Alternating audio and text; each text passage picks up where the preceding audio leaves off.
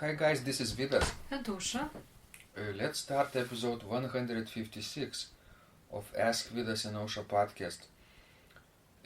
This question was sent by Monty, and he writes, maybe one day you could create a course revealing how you decide the articulate legato fingering for the Bach scores that you recently made available.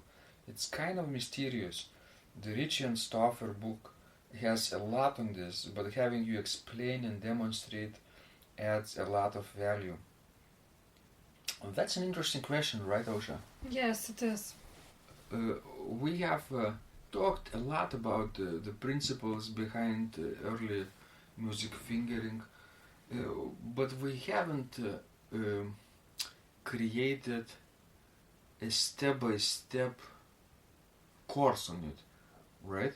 Like, for example, what Monty probably means is that the camera would point somewhere from our shoulder, right?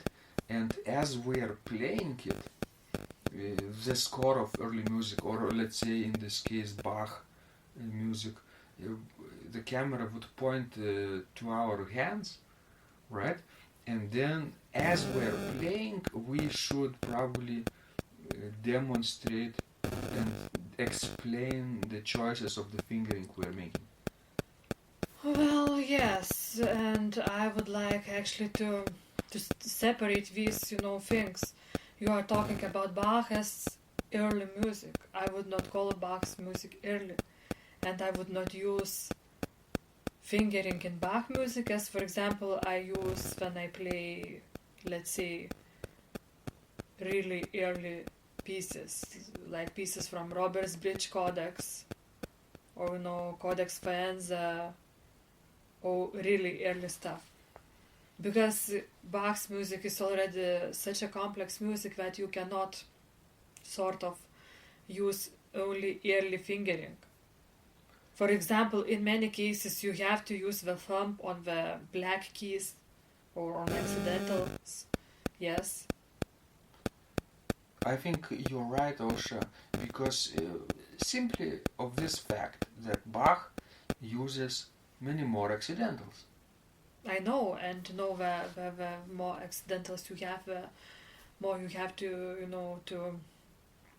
to use things like thumb under or, thumb on the accidentals and all kind of tricks. And, you sort of, what Monty is talking in his question, he wants to get from us some sort of a system. But I don't think that there is like concrete system that you can apply to any given piece of music, because each music, even by J.S. Bach, is so unique that sometimes you have to to have unique solutions.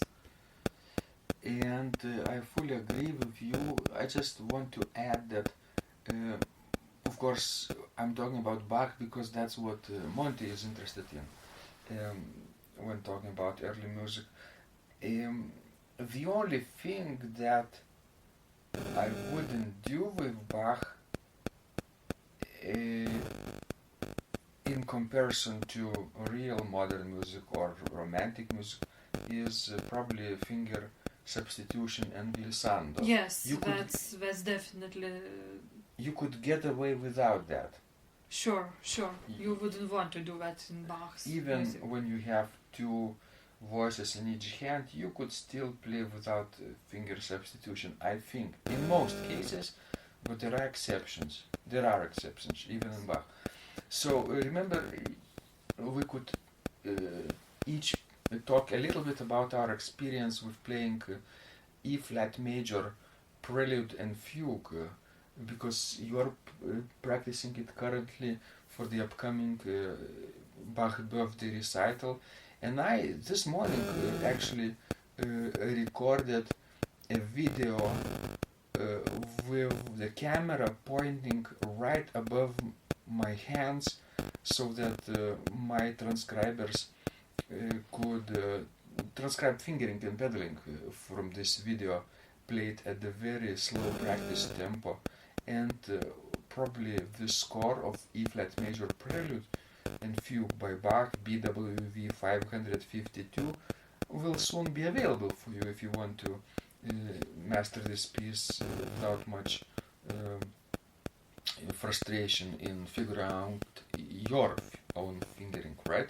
So, Osha, do you use a lot of thumbs on sharps and flats? Let's say flats because it's E flat major. Sure. Not a lot, but I use some, definitely, yes. You cannot avoid that, especially when texture is so thick. If you would think about the first fugue, for example, there are two lines that are just killing me in that fugue.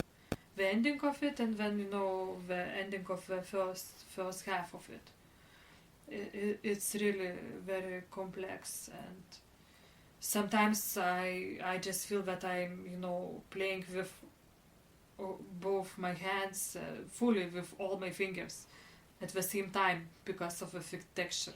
Don't you get that feeling? Absolutely, it's a 5-part texture, Sure. right?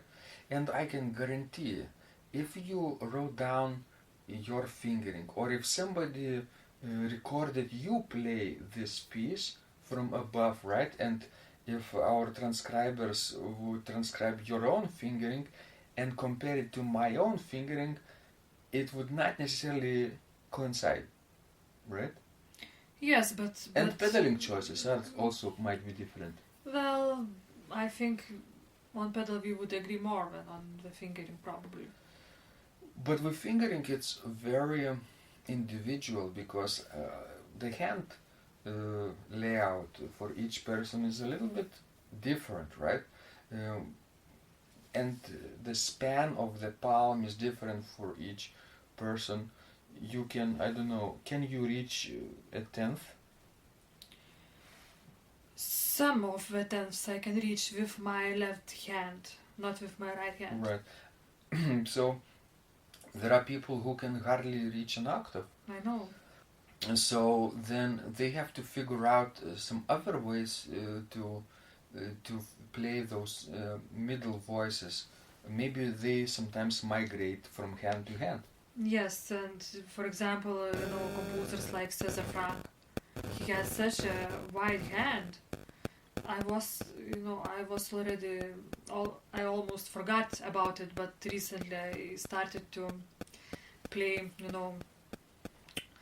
sort of the second chorale in B minor by César Franck, which is probably my most favorite piece written by him. Mm-hmm. And sort of I remembered how wide some of the intervals are. And if you have that Dover publication of his complete organ works, it has that picture of him.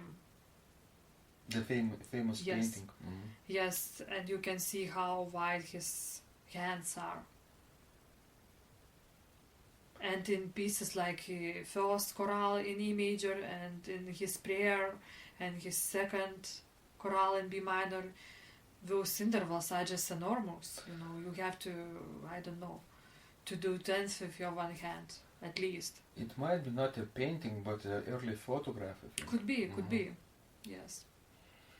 Yeah, so going back to the, let's say, example of Bach's BWV 552, we have talked about importance of placing the thumb on the flat keys. Of course, sometimes even in this advanced 3-flat key, you have instances when you could play with early fingering. Let's say if you have parallel intervals of thirds or 6, you could easily play thirds with 2-4, 2-4, 2-4 if they're not too fast. Or the 6 could be played with 5, 1-5, 1-5, 1-5. Don't you think, Osha? Yes, there are places like this. But of course, another thing, this is very important when practicing this piece or any other Bach pieces that has multiple voices, that you have to know which hand is playing which line, because It would be very easy, like that's why I like trio sonatas so much, that you have single voice for each hand and one voice in the pedal. And you always know that it's that way throughout the piece. But in piece like E flat major, prelude and fugue, you know, sometimes you have to pick up a line from bass line and play it with your right hand, and sometimes you have to pick up some music from the treble clef and play with your left hand. And it's very important, you know, to mark in your score those particular spots Before. Writing down any fingering. Mhm. So when you write down fingering for yourself, do you notate divisions of the hand for the entire piece, or you go page by page? Well, I do it for the entire piece because it's very important. I have a different method because I'm very lazy. I tend to have a short attention span, and I only can focus at one page at a time. So when looking at one page, at first I divide the hands, look at the places where my middle voice can migrate from hand to hand, notate it with pencil, or if I'm doing this on the computer, I do this directly on the computer, and only then I would add fingering, right? For that particular page, I don't go to the next page right away. So, Osha, do you think that this system is better than yours or not? I don't know, it just depends on what your character is, on how long can you stay focused. I think the result will be probably the same. Of course, So still you will need fingering, right? You will complete the fingering whether you are working for one page at a time or entire piece. yes, and for doing this, division thing, you have to side read the piece at the beginning with your both hands. We often talk during our podcasts that you have to learn things in combination, don't start to play everything together, right at the beginning, but you have to side read a piece first with your both hands and probably both feet. And it doesn't matter that you may play half of the notes wrong, but that way you will get the understanding where you will have to divide between your hands. And after that you can write down correct fingering. Well, actually, if you make too many mistakes, then it might mean that this piece is too difficult for you at the moment. Yes, that's true. Because when you side read the piece through, it gives you sort of understanding how long will it take for you to learn it. To the final stage. What do you mean, Osha? Do you have a precise system of calculating the number of repetitions? Well, no, but I sort of have a right intuition for things like this. Let me say that I have a system that might work for you and it might not work for you or other people, but it works sometimes for me. Whenever I play the piece and I sight read it at the concert tempo, and I make mistakes, I have to record myself and then play back that recording and mark the mistakes on the score. And then I will count those mistakes, and that will tell me how many repetitions do I need to play, because with each repetition I usually master one mistake. Is this realistic enough, Osha? Well, yes and no, because mistakes are different. Sometimes you can just hit a wrong note, but sometimes there might be real technical difficulty that you need to know many repetitions to overcome. So that, but I mean, of course, you have to sight read it at the concert tempo while recording yourself and counting mistakes. Is it possible to sight read each piece in a recital tempo? Everything concerto is tempo? possible, but the result will not be something you want to hear, of course. Yes, try for example one of Reger's fantasies, choral fantasies, and look how it works. Or for example, fantasy on BCH. And play it in a concert tempo. Good luck with that.